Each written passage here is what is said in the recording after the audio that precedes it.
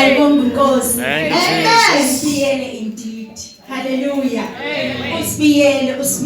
Usibiyele.